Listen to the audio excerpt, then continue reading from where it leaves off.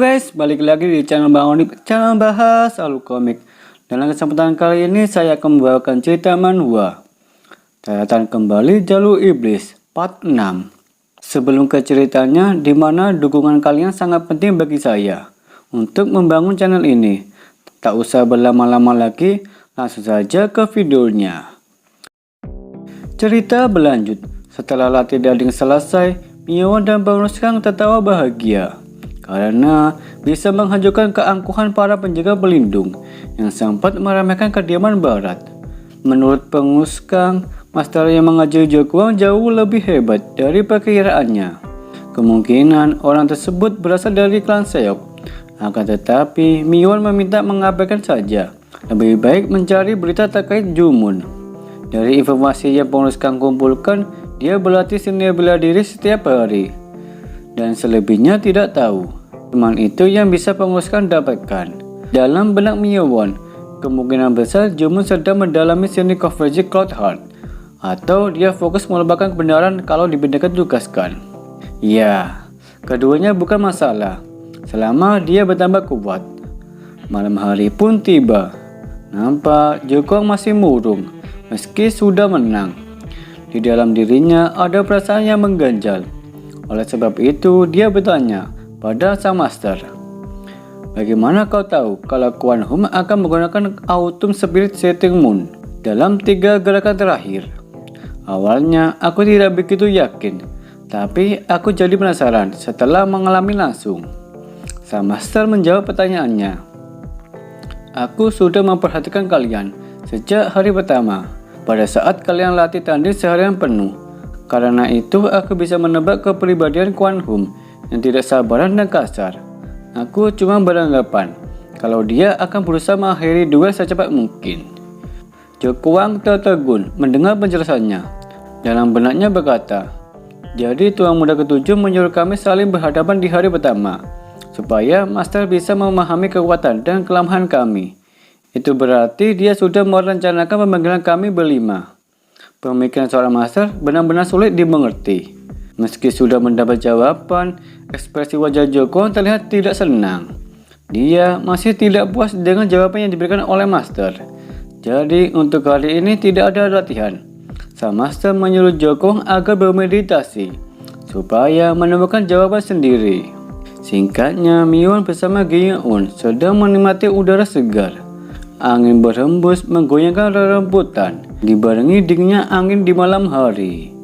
Gi-eun berkata, "Tuan, Anda sudah mengetahui seluk-beluk dari Quan Hum, mengetahui pergerakan yang akan dilakukan lawan, bahkan bisa menangani dan menang dengan mudah."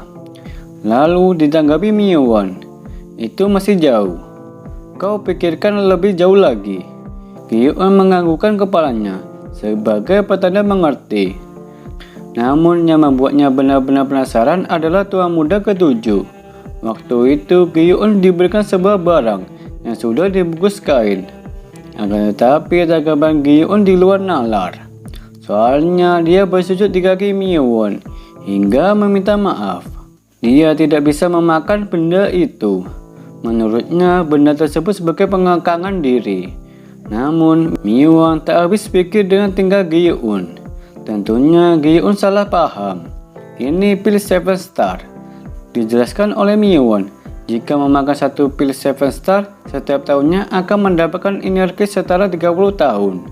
Dan sebaliknya, jika tidak memakan 1 pil 7 star, efeknya akan kehilangan semua energi dan rambut mulai rontok. Kehidupannya sebagai wanita akan berakhir. Dengan begitu, Gi-eun sukarela menerima hadiah dari Tuan Muda. Setiap tahunnya Miwon akan memberikan pil ini, supaya tidak menganggap ini sebagai pil lain. Akan tetapi di dalam hati Gi-eun dia ingin mengetahui sesuatu.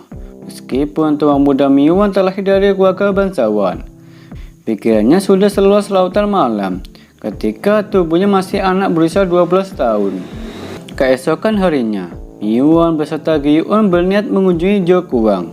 Terlihat Miwon sudah mengenakan jubah samarannya dan topeng penutup. Miwon ingin mengetahui perkembangan Jokwang. Lekas ia berkata, "Aku ingin mendengar jawaban atas pertanyaanku. Karena kau masih menjalani meditasi, jawab saja tanpa membalikkan badan." Pertanyaannya, ketahui lawan maka ketahui diri sendiri. Tidak akan terjadi kekalahan dalam ratusan pertarungan. Di sini dijelaskan arti dalam perkataan Miewon. Bisa dikatakan seseorang memahami ketika mereka mengetahui lawan dengan cara memahami kepribadian, preferensi dan semua yang di atasnya.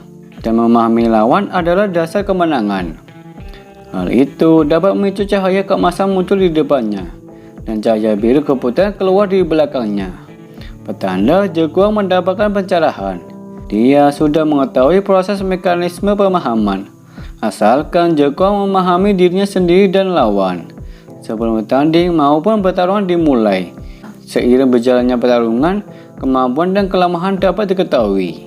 Ya, itu jawaban yang tepat dari jagoan yang diharapkan Miewon. Dengan begitu, Miewon beserta Gyeon lantas pergi. Waktu berlalu dengan cepat, lebih tepatnya 4 hari kemudian. Kini Shin diperlihatkan pada lapangan latihan. Hari ini hari di mana latihan tanding diadakan, yang telah dibuka oleh pengurus Kang. Sementara dari yang didengar Miewon, keempat anggota penjaga lain selain jagoan mereka telah memikirkan cara untuk menang bersama-sama. Masalahnya terletak pada jagoan. Bisa atau tidaknya jagoan bisa mematahkan rencana mereka. Meskipun Miewon duduk santai, ia dipenuhi keraguan. Itu bukan tanpa alasan. Pasalnya, jagoan tidak menerima arahan sama sekali, selain bermeditasi. Tidak ada yang bisa dilakukan Miewon. Ia pasrahkan semuanya pada jagoan. Entah apa dia bisa menjadikan sesuatu yang disadarinya menjadi kenyataan. Sekarang saatnya latihan tanding dimulai. Tanpa basa-basi, Pak Hae-chang langsung melangkahkan kakinya. Dimulai menerbang senyamping dengan vertikal, horizontal diarahkan miring, disambung dengan memutar. Membuat jagoan dipukul mundur, tapi itu belum dapat memberikan goresan. Namun semua serangan dapat ditangkis oleh jagoan. Di sisi lain, pengurus Kang melihat ada yang aneh dari gerakan Pak Hae-chang. Dia berasal dari pasukan White Tiger. Bisa-bisanya Pak Hae-chang menggunakan teknik dari pasukan Red Wind. Kembali ke pertarungan. Sedari tadi jagoan hanya bertahan tanpa memberikan serangan balik. 5 hari yang lalu, diperlihatkan mereka sedang berdiskusi santai. Tampaknya mereka berempat mengakui perbedaan kemampuan antara mereka dan jagoan. Inti dari diskusinya, mereka mulai menyusun siasat untuk menukar seni bela diri mereka, supaya jagoan mengambil keputusan yang salah. Kembali ke pertarungan, nampak di luar arena pertandingan. Anggota penjaga wajahnya sangat kesal bahwa jagoan sudah menyadari siasat mereka. Karena hal itu, jagoan masih memegang keunggulan sampai detik ini dengan memfokuskan kekuatannya dalam bertahan. Meskipun digempur serangan dari Pak Hae-chang, pertahanan jagoan masih sangat kuat. Untuk membuka celah, jagoan mundur menjaga jarak. Akan tetapi Pak Hae-chang tak membiarkannya. Namun naasnya kesialan menimpa Pak Hae-chang. Kakinya terpeleset hingga membuatnya hilang keseimbangan. Dirasa ada celah. Sekarang saatnya. Jagoan masuk dengan serangan. Itu tepat menggores perutnya. Dengan begitu jagoan menang. Oke, sesuai perjanjian, Pak Hae-chang dilarang minum-minum lagi. Dirasa Miewon untuk kedepannya duel melawan Ha-Hu-mun sudah kelihatan jelas. Siapa yang akan menang?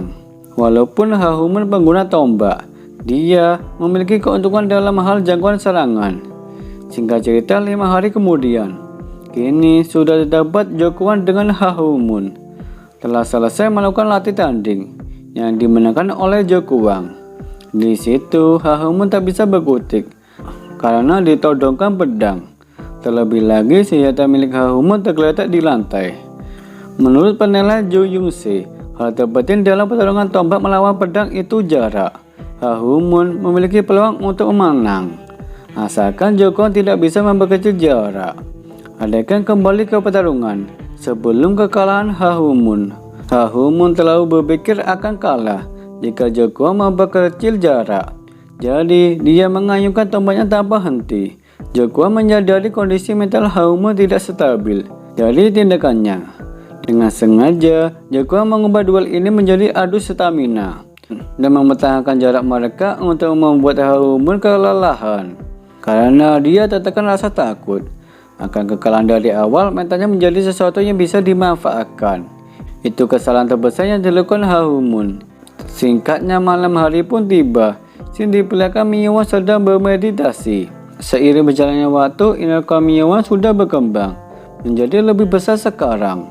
Heart Out of High Sky menggerakkan inner core-nya dengan Loki Core sebagai pusatnya.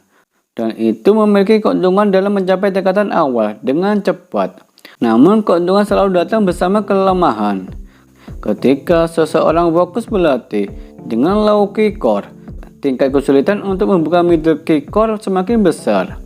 Karena mengetahui ini, 9 CT meredakan seni bela diri CT Chaos yang hampir mustahil mencapai tingkat tertinggi. Tapi yang paling penting adalah tahapan pemahaman yang disebut pusat upper key. Di kehidupan pertamanya, Miyuan berhasil mendekati tahapan ini. Ini jalan yang sudah pernah dilaluinya. Kali ini, Miyuan akan melampaui tahapan di kehidupan pertamanya.